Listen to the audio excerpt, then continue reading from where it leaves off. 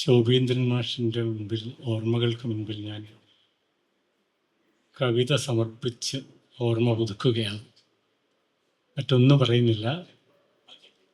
അതിതീക്ഷ്ണമായ അനുഭവങ്ങളിലൂടെ അഭിനയ രംഗത്ത് അതിപ്രശസ്തനായി നിൽക്കുന്ന ജോയ് മാത്യു പറഞ്ഞതിനപ്പുറം ഒരോർമ്മയും എനിക്ക് നിങ്ങൾക്ക് പുതുതായി നൽകാൻ ഇല്ല. സ്വത്വാന്വേഷണത്തിൻ്റെ ഭാഗമായി നാട് മുഴുവൻ അലഞ്ഞു നടക്കുകയും ഒട്ടേറെ ജീവിത മേഖലകളിലൂടെ മനസ്സിനെ വ്യാപരിപ്പിക്കുകയും ചെയ്തു ശോഭീന്ദ്രൻ മാഷ്.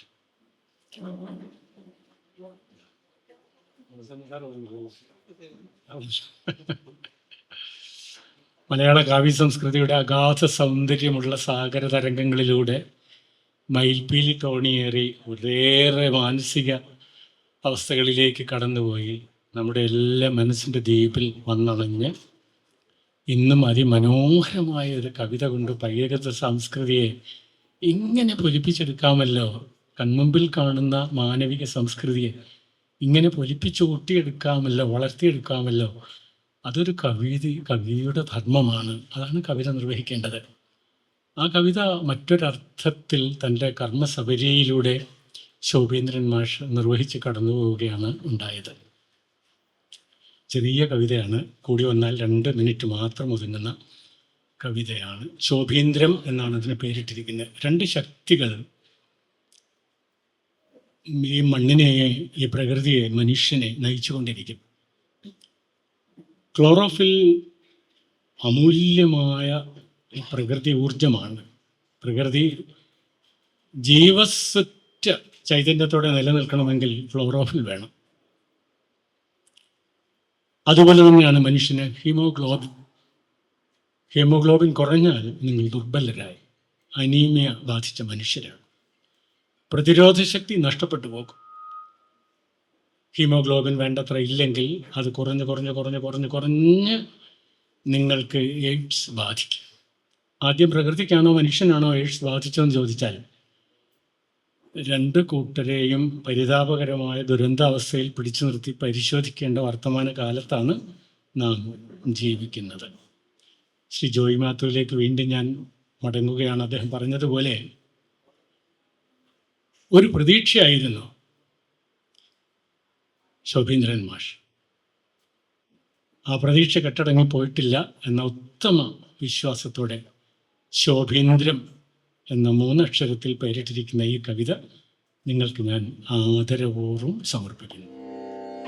ഹരിതേശ്വരത്തിൻ്റെ മേലുടുപ്പണിഞ്ഞൊരാൾ എരിവേനലിൽ തീർത്ഥയാത്ര ചെയ്തൊഴുകുന്നു.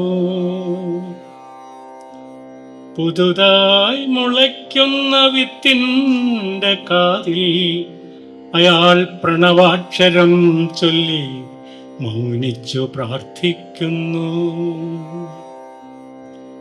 ഹരിതേശ്വരത്തിൻ്റെ മേലുടുപ്പണിഞ്ഞൊരാൾ എരിവേനലിൽ തീർത്ഥയാത്ര ചെയ്തൊഴുകുന്നു. പുതുതായി മുളയ്ക്കുന്ന വിത്തിൻ്റെ കാതിൽ അയാൾ പ്രണവാക്ഷരം ചൊല്ലി മൗനിച്ചു പ്രാർത്ഥിക്കുന്നു. ഋതുക്കളെല്ലാം കൂടി നൽകിയ ലാവണ്യങ്ങൾ പതുക്കെ ഇലകൾക്കും പൂക്കൾക്കും പകരുന്നു. വിയർപ്പിൽ ഉയിർപ്പിൻ്റെ സൂര്യശോണിമയ്ക്കയാൾ വിടർത്തുമോരോ തൂവൽ പുഞ്ചിരി വിളമ്പുന്നു. സ്വരത്തിലേകാന്തമായി പറക്കും പതംഗങ്ങൾ ജപിച്ച സ്നേഹത്തിൻ്റെ വാക്കുകൾ വിതുമ്പുന്നു. നിലത്തു പാദം വയ്ക്കാതോടുന്ന ദുർമോഹമേ, ജഗത്തെ വിഷലിപ്തമാക്കാതെ മടങ്ങണേ. നിലത്തു പാദം വയ്ക്കാതോടുന്ന ദുർമോഹമേ, ജഗത്തെ വിഷലിപ്തമാക്കാതെ മടങ്ങണേ. തുറന്നു വായിക്കുന്ന പുസ്തകത്തിരുമുൻപിൽ എരിഞ്ഞു നിൽക്കും ശരറാന്തലായി നിന്നെ കണ്ടു. ശ്രീ ജോയി മാത്യു പറഞ്ഞതുപോലെ ഗുരുവായൂരപ്പൻ കോളേജിൻ്റെ താഴ്വരയിലൂടെ മേലോട്ട് കയറുമ്പോൾ ഒരു ശരറാന്തലിൻ്റെ മുൻപിൽ ഒരു പെൺകുട്ടി ഇരുന്ന് പുസ്തകം നിർത്തി വായിക്കുന്നുണ്ട്. അത് ദയവായി ഒന്ന് ഓർമ്മയിൽ ഒരു ചിത്രം പോലെ ഇപ്പോൾ തെളിച്ചു വയ്ക്കുക. തുറന്നു വായിക്കുന്ന പുസ്തകത്തിരുമുൻപിൽ എരിഞ്ഞു നിൽക്കും ശരറാന്തലായി നിന്നെ കണ്ടു.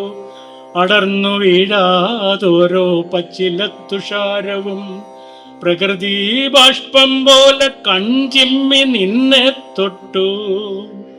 ശലഭച്ചിറകിന്മേൽ ഗ്രാമീണ ദേശാടനം, മലയും കുന്നും മേടും നിനക്കു പ്രിയങ്കരം. മൃദുവായി തൈത്തന്നൽ വന്നും അവച്ചുണർത്തുന്ന നരകേറിയ പഞ്ഞിത്താടിയോ വെഞ്ചാമരം.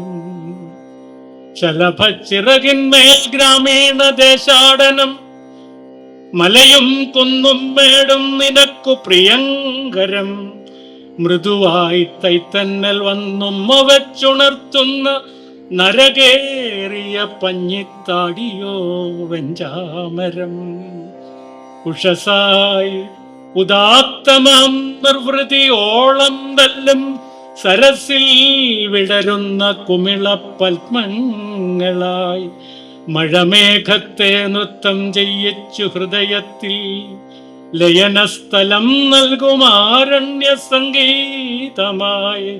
ജലനാഭിയിൽ നിന്നു ജീവന്റെ തായ്വേരുകൾ ശിരയിൽ പടർത്തിയ മണ്ണിന്റെ ഓർമ്മക്കാമ്പിൽ തെളിയുന്നിതാ. ശുദ്ധശോഭീന്ദ്ര നിലാവിന്റെ കുളിരും വസന്തവും ഒന്നിച്ച ബുദ്ധാംബരം. ജലനാഭിയിൽ നിന്നു ജീവന്റെ തായ്വേരുകൾ സിരയിൽ പടർത്തിയ മണ്ണിന്റെ ഓർമ്മക്കാമ്പിൽ തെളിയുന്നിതാ. ശുദ്ധശോഭീന്ദ്ര നിലാവിന്റെ കുളിരും വസന്തവും ഒന്നിച്ച ബുദ്ധാംബരം. കുളിരും വസന്തവും ഒന്നിച്ച ബുദ്ധാംബരം.